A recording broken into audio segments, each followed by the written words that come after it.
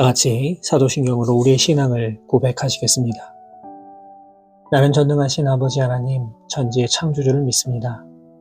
나는 그의 유일하신 아들, 우리 주 예수 그리스도를 믿습니다. 그는 성령으로 잉태되어 동정녀 마리아에게서 나시고 본디오 빌라도에게 고난을 받아 십자가에 못 박혀 죽으시고 장사된 지 사흘 만에 죽은 자 가운데서 다시 살아나셨으며 하늘에 오르시어 전능하신 아버지 하나님 우편에 앉아 계시다가 거기로부터 살아있는 자와 죽은 자를 심판하러 오십니다. 나는 성령을 믿으며 거룩한 공교회와 성도의 교제와 죄를 용서받는 것과 몸의 부활과 영생을 믿습니다. 아멘. 다 같이 찬송가 88장 내 진정 사모하는 함께 찬송하시겠습니다.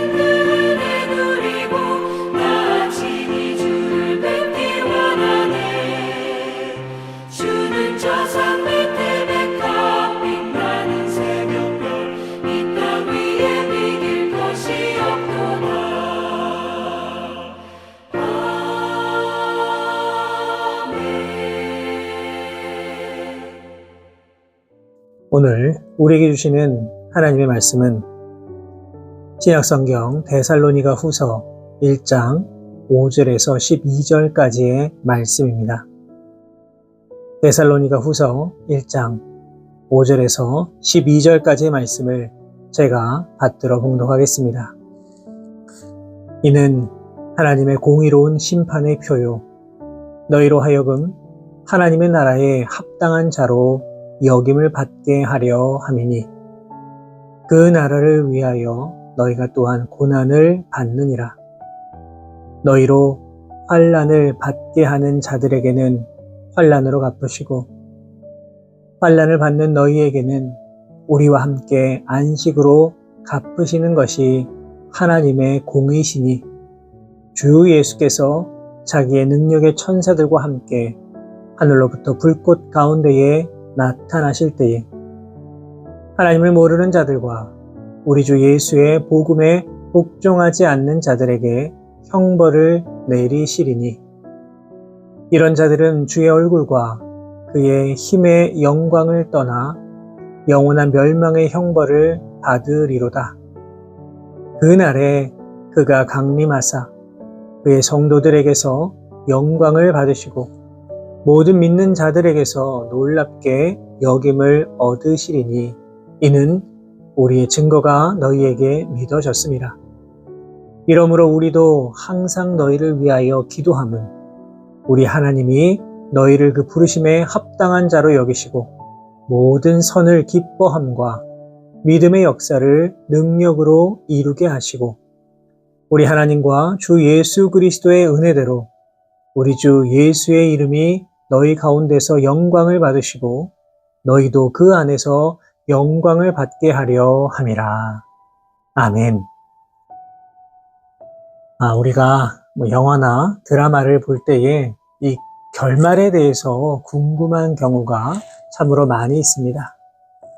어떤 경우는 아무도 예상하지 못한 어떤 반전의 결과를 보여주는 경우도 있고 또 어떤 경우는 참으로 안타까운 결말을 보여줄 때도 있습니다.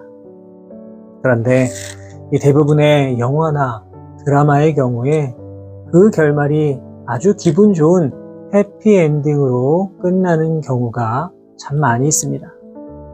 아무리 얽히고 설킨 이 실타래와 같은 복잡한 일이 있다고 하더라도 마지막에는 그 모든 것이 잘 풀려서 아름다운 결과를 보여줄 때에 또 사람들은 기뻐하게 됩니다.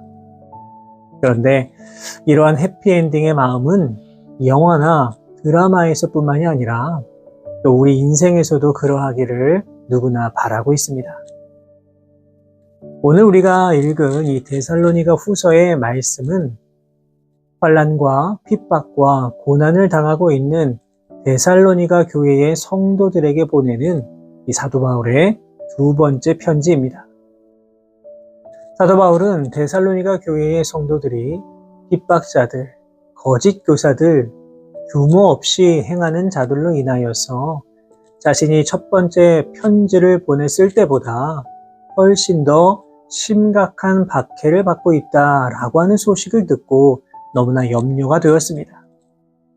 그래서 이 사도 바울은 다시 한번 데살로니가 교회의 성도들이 믿음에 굳게 서서 이 모든 핍박과 환난을 다 이겨낼 수 있도록 그리고 최후의 승리를 확신하며 나아갈 수 있도록 하기 위하여서 이 편지를 썼던 것입니다.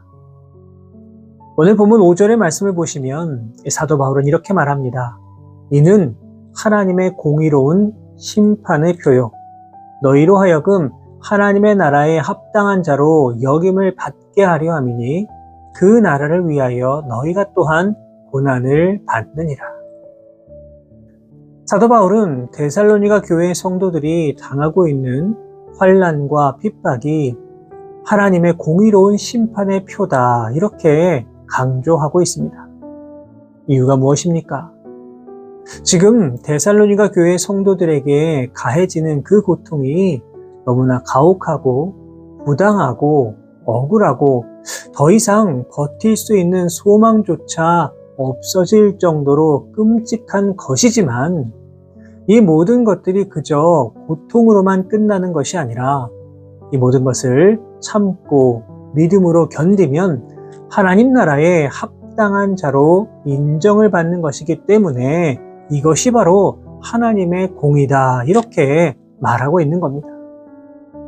사도 바울은 이어서 또 다른 하나님의 공의를 말합니다. 오늘 보면 6절과 7절의 말씀을 보시면 너희로 환난을 받게 하는 자들에게는 환난으로 갚으시고 환난을 받는 너희에게는 우리와 함께 안식으로 갚으시는 것이 하나님의 공의시니 이렇게 기록하고 있습니다. 다시 말해서 또 다른 하나님의 공의는 바로 악인에게는 영원한 심판을 주시고 그의 자녀에게는 영원한 안식을 주는 것, 바로 그것이 하나님의 공의라고 하는 겁니다. 한마디로 이야기하면 무엇입니까?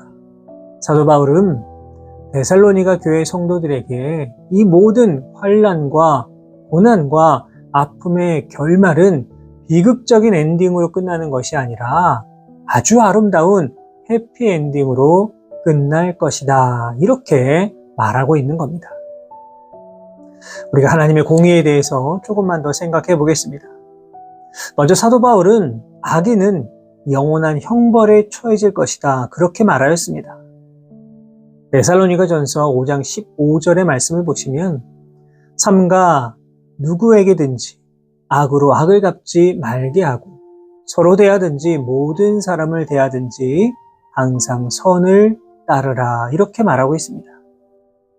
다시 말해서 악을 심판하고 악을 징벌할 권리는 인간들에게 있는 것이 아니라 하나님께 있다는 겁니다. 그렇기 때문에 하나님의 피조물인 우리 인간들은 선으로 하나님의 자비하심을 나타내야 한다. 이렇게 말하고 있습니다.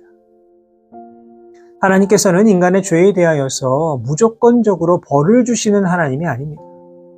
하나님은 우리를 사랑하시기 때문에 우리들의 그 죄에 대하여서 참아주시고 또 참아주십니다. 그러나 무조건적으로 다 용서해 주시는 것은 아닙니다. 인간인 우리들이 죄에 대하여서 용서함을 받기 위해서는 한 가지 조건이 있어야 합니다. 그것이 무엇일까요? 그것은 바로 예수 그리스도를 나의 구주로 영접해야 한다는 겁니다. 본문 9절의 말씀을 보십시오. 하나님을 모르는 자들과 우리 주 예수의 복음에 복종하지 않는 자들에게 형벌을 내리시리니 이렇게 기록이 되어 있습니다. 무슨 말입니까? 하나님께서 우리 인간들을 심판하실 때에 하나님을 모르는 이들, 예수 그리스도를 구주로 믿지 않는 자들에게 형벌을 내리신다는 것입니다. 우리가 행하는 모든 일에는 반드시 그 끝이 있게 마련입니다. 우리들의 인생도 마찬가지입니다. 우리 인생의 끝도 행복한 결말과 비극적 결말, 이 둘 중에 하나로 끝나고 맙니다. 여러분, 그런데 그 기준이 무엇입니까? 바로 예수 그리스도의 복음입니다. 예수님을 믿고 예수님을 나의 구주로 영접하고 그리하여서 하나님의 아들과 딸이 된 사람들은 행복한 결말을 맞게 되는 것이고, 그렇지 않은 사람들은 결국에는 다 비극적 결말을 맞이할 수밖에 없는 겁니다. 사랑하는 여러분, 그렇다면 우리들의 모습은 어떠합니까? 우리의 인생은 반드시 해피엔딩으로 끝날 것이라고 여러분 그렇게 확신하십니까? 혹시 신앙생활을 하고는 있지만 하나님을 모르는 이방인처럼 그렇게 행동했던 적은 없으십니까? 교회 다닌다고 하면서 신앙이 있다고 하면서도 주님 말씀대로 살지 못하고 그저 그 말씀을 한 귀로 듣고 한 귀로 흘려보내면서 오히려 세상의 말에 더 기울이고 세상의 방식과 법칙에 따라 살아가려고 한 적은 없으셨습니까? 또한 우리들이 인생의 해피엔딩을 맞이할 수 있는 구체적인 방법은 무엇입니까? 오늘 본문을 통해 사도 바울은 두 가지를 강조합니다. 본문 11절의 말씀입니다. 이러므로 우리도 항상 너희를 위하여 기도함은 우리 하나님이 너희를 그 부르심에 합당한 자로 여기시고 모든 선을 기뻐함과 믿음의 역사를 능력으로 이루게 하시고. 첫 번째 방법은 무엇입니까? 바로 그 부르심에 합당한 자로 사는 겁니다. 두 번째 방법은 선을 기뻐하고 믿음의 역사를 능력으로 이루게 하는 것입니다. 사랑하는 여러분, 하나님께서는 우리를 향한 분명한 계획을 가지고 우리를 이 땅에 보내주셨습니다. 그것이 바로 우리를 향한 부르심입니다. 우리가 이 세상을 살아갈 때에 나를 이 땅에 부르신 그 이유와 목적을 기억하면서 또 그 부르심에 합당한 인생을 살아가기 위하여서 늘 노력해야만 합니다. 하지만 어떠합니까? 안타깝게도 세상의 많은 사람들이 그 부르심에 합당하지 못하게 살아가고 있습니다. 심지어 내가 왜 살아야 하는지, 무엇 때문에 수고하고 애쓰며 살아야 하는지 그 이유도 모른 채 그렇게 살아가는 사람들도 너무나 많이 있습니다. 우리가 그리스도인이 되었다는 것은 무엇입니까? 그것은 유능한 사람이 되었다. 이제는 복받는 사람이 되었다. 형통한 사람이 되었다. 라고 하는 그런 의미도 있지만 그보다는 이제 어디를 향해 나아가야 하는지 인생의 목적지를 알고 있는 사람이다. 이렇게 말할 수 있습니다. 여러분, 우리의 목적지가 어디입니까? 바로 주님 계신 천국입니다. 우리가 이것을 놓치고 살아간다면 우리가 아무리 교회 열심히 다닌다고 하여도 세상에서 인정받고 존경받는다고 하여도 그 모든 영광을 다 잃어버리고 마는 것입니다. 그런데 이 부르심 앞에 중요한 것이 있습니다. 본문 11절의 말씀을 보시면 부르심에 합당한 자로 여겨주시는 분이 계십니다. 누구입니까? 바로 하나님이십니다. 다시 말해서 하나님께서 우리에게 능력을 주셔야만, 우리와 함께 하셔야만 부르심에 합당하게 이 땅을 살아갈 수 있는 겁니다. 선을 행하고 믿음의 역사를 이루며 나아가는 건 역시 하나님께서 우리의 삶 가운데 역사하셔야만 가능하다는 겁니다. 사랑하는 여러분, 내가 지금은 부족하여도, 내가 지금은 연약하여도, 내가 지금은 뛰어나지 못하더라도 내가 하나님을 더욱 바라보고 의지하고 하나님께서 주시는 그 힘과 능력을 가지고 나아간다면 그것이 바로 부르심에 합당하게 살아가는 인생임을 여러분 기억하시기를 바랍니다. 바라기는 우리 주님을 더욱더 믿고 의지함으로 말미암아 부르심에 합당한 인생을 살아가시고 세상 가운데 선을 이루어 나아가시고 믿음의 역사를 이루어 나아가심으로 말미암아 인생의 멋진 해피엔딩을 맞이하면서 그렇게 이 땅을 살아가실 수 있는 저와 우리 모든 성도 여러분 되시기를 주님의 이름으로 축원합니다. 기도하겠습니다. 살아계신 하나님 아버지 감사합니다. 오늘도 우리를 사랑하셔서 하나님 말씀으로 하루를 시작할 수 있도록 인도해 주시고 하나님 말씀을 통하여 우리의 삶을 돌아볼 수 있도록 인도해 주심에 감사를 드립니다. 사랑의 하나님, 우리 인생 가운데 어렵고 힘들고 괴롭고 아픈 일들이 많이 있지만 그러나 이 모든 것 가운데 쓰러지고 넘어지고 아파하는 인생으로 살아가는 것이 아니라 나의 삶 속에 역사하시는 하나님의 공의를 발견하게 인도하여 주시고 끝까지 믿음 잃어버리지 않고 믿음 안에서 승리하며 살아갈 수 있는 참으로 복된 인생 되게 하여 주옵소서. 무엇보다 나를 이 땅 가운데 부르신 그 부르심을 기억하며 나아가게 하여 주시고 그 부르심에 합당한 인생을 살아갈 수 있는 우리 모두가 되게 하여 주옵소서. 그리하여서 우리의 인생의 끝에는 참으로 아름답고 행복한 해피엔딩을 맞이하였어. 하나님 앞에 영광 올려드리며 살아갈 수 있는 우리들의 거룩한 인생 되게 하여 주옵소서. 이 모든 말씀 우리 주님 예수 그리스도의 이름으로 기도하옵나이다. 아멘.